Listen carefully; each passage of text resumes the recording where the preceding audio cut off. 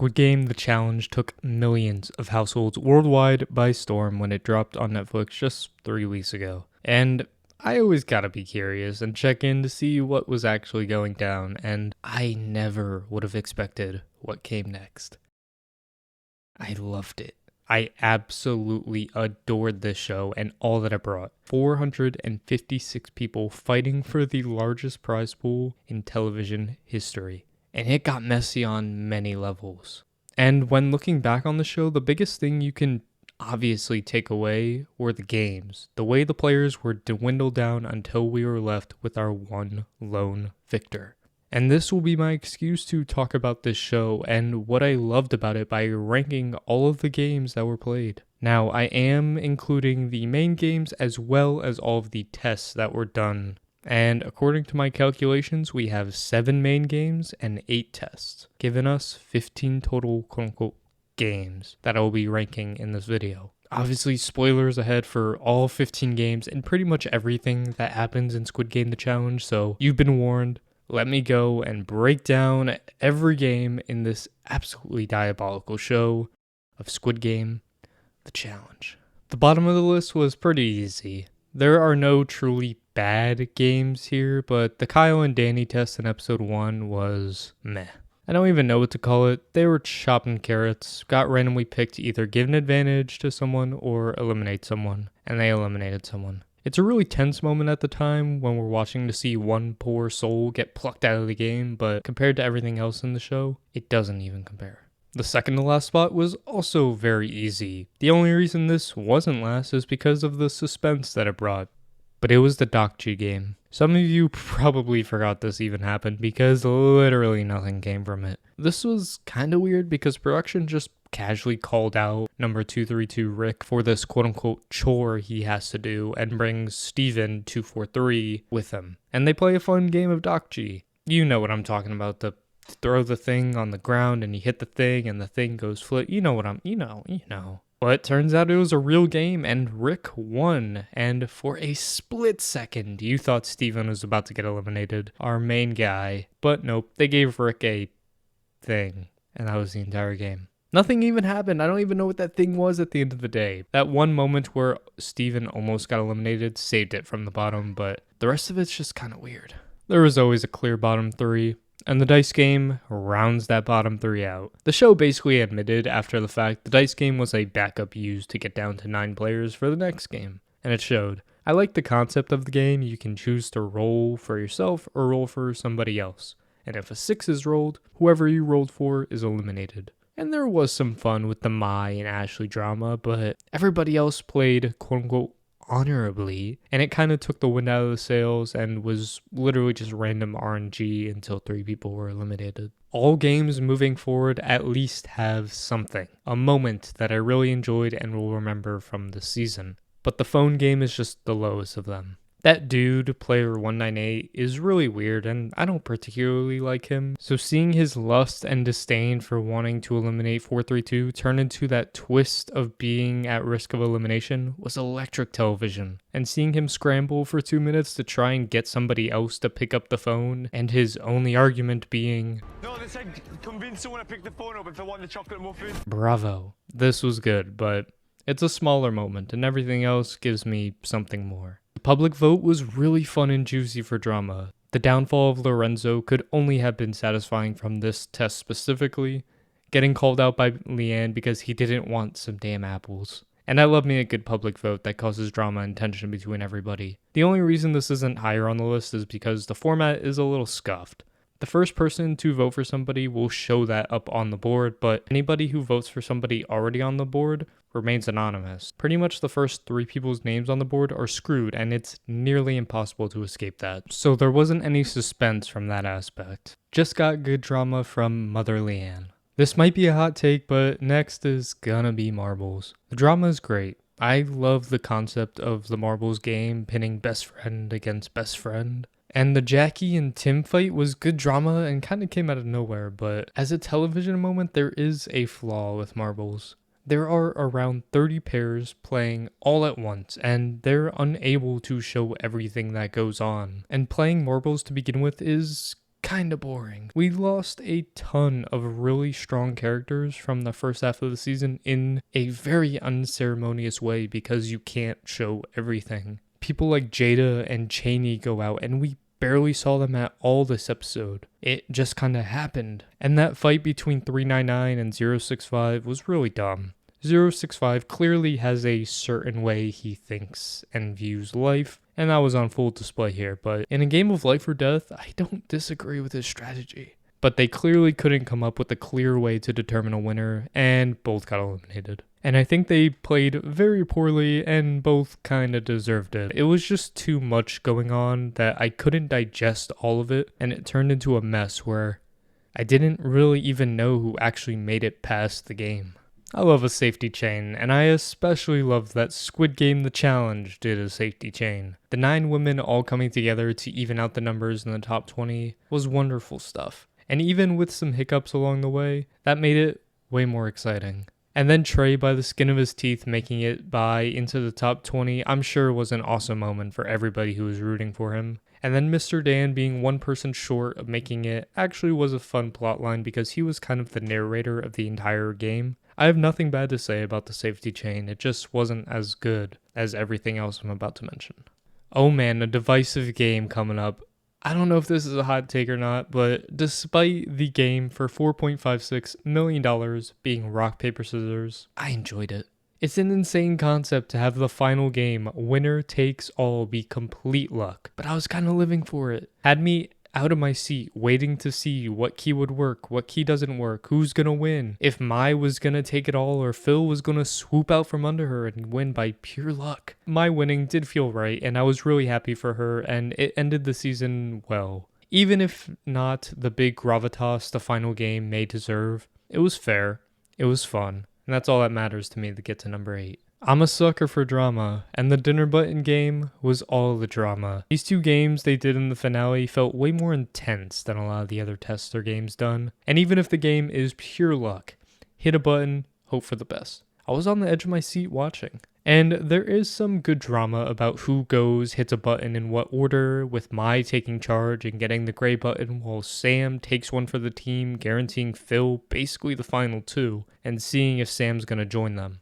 It's a simple game, so I can't have it higher than 7, but I do love some drama and the intensity that came behind it. The game that started it all, Red Light Green Light, was so good, I can't lie. If a game has me on the verge of tears in the first episode, they did a damn good job. And seeing the potential of Leanne not making it through, I was freaking out. They for real had me in a chokehold, and seeing her make it past was everything. And then the music just... oh my god! And can we talk about that woman at the beginning who was talking about how much this money would mean to her, and then she's the first one to get out? It's a cruel world, but kinda hilarious. I just loved watching this game.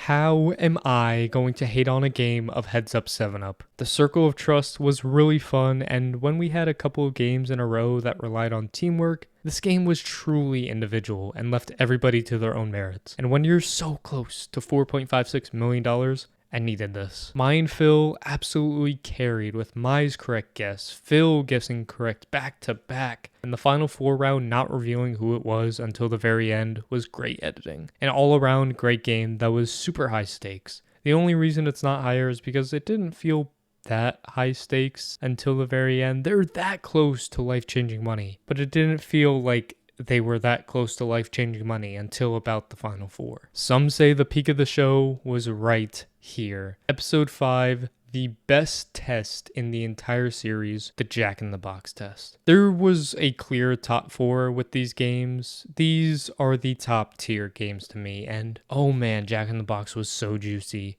Taking 5 volunteers to select a Jack in the Box and do what it says. The dramatic music as they wind them up was so perfect for such a tense scene where you never know what was about to go down. Dash's downfall was really fun, and even though I love Dash and was rooting for him, that is the most Dash way possible to go out. The random elimination, and of course Felicia at the final hour made it all. The most stressed person up there was left alone and had to eliminate 3 people, and instantly her game face turned on, taking out the guy with the advantage and ripping out Gambu Gang's heart by eliminating Steven and Rick. It's such a devastating boot back to back, but such a bold move for 229. I loved it. This was peak strategy in the season for me right here, which I think a lot of the tests were supposed to be, and that's why it's so high on the list. Probably the most controversial game in the whole damn list, Glass Bridge. Glass Bridge brought out the pitchforks in everybody. The downfall of precious player 301. And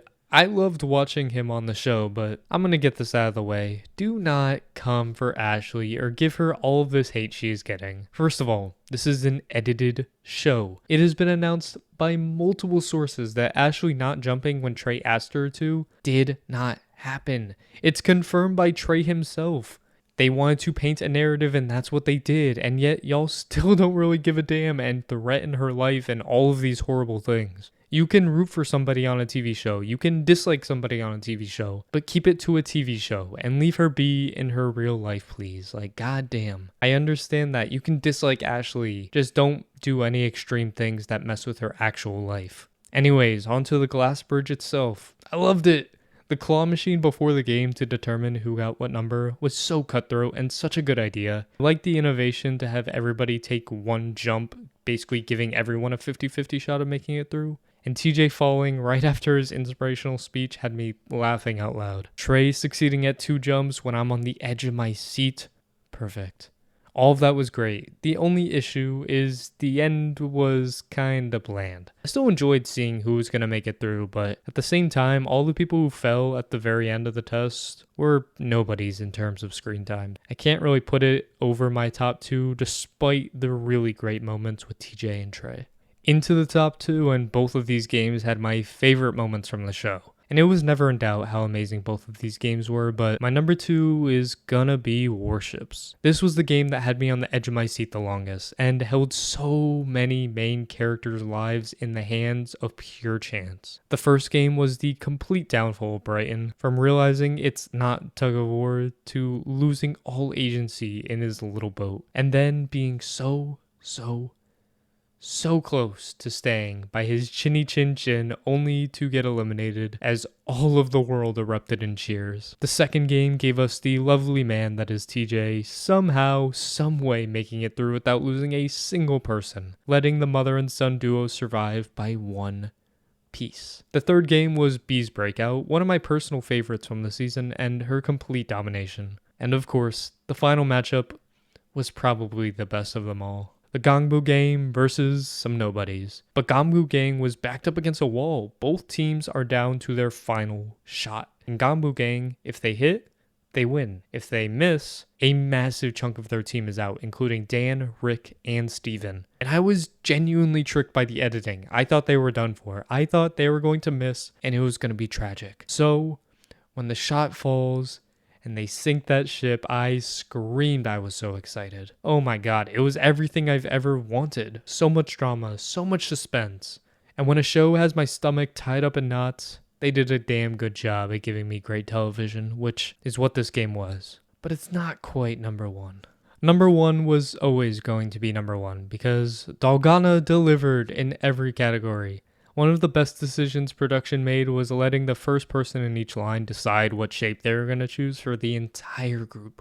And if you don't come to a unanimous decision, boom, you're dead. I love that. The way my jaw was on the floor the entire time watching 8 people get eliminated back to back because they didn't want to pick the damn umbrella. And then when you saw 432 walking up at the front of the line, you knew something was going to happen. And this was the best moment in the entirety of Squid Game The Challenge for me. Everybody pressuring poor 299 Spencer into picking the umbrella, and he musters up the courage to give a big grand speech and tell everybody, But spit on someone else's cookie, please. Gagged. It's actually hilarious. And he only agrees to pick the umbrella if everybody else agrees to help each other. Only for 5 seconds later, they reveal that there will be no helping other players allowed. Double gagged. And while that may be the peak, the actual game itself was also incredible. Dash barely surviving with 1 second left. The acting some people had was laugh out loud funny. And of course, the umbrella group steps in, gives Spencer the cold shoulder, but it's kind of jokes on them because one by one they all fall down. This moment was amazing, and Spencer is right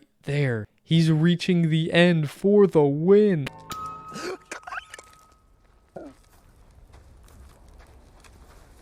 God damn cinema, I tell you. It's cinema. This was genuinely a perfect game. I don't think I would have changed a single thing that happened. And that was when I knew this was gonna be something more than a trash reality show based on the actual Squid Game. Oh man, we made it to the end. That's 15 games of Squid Game the challenge ranked, and this was entirely subjective. What I personally enjoyed, so don't come for my neck in the comments. If there is something you disagree with, let me know. And if there is something you agree with, also let me know. But that'll do it for me. If you're new here, I talk about all things reality TV, mainly Survivor and Big Brother, but I do branch off and talk lots of things. If any of that sounds interesting, stick around and subscribe. And if you made it to the end of the video, I love you. Platonically, of course. And I will undoubtedly see ya when I see ya. Bye-bye.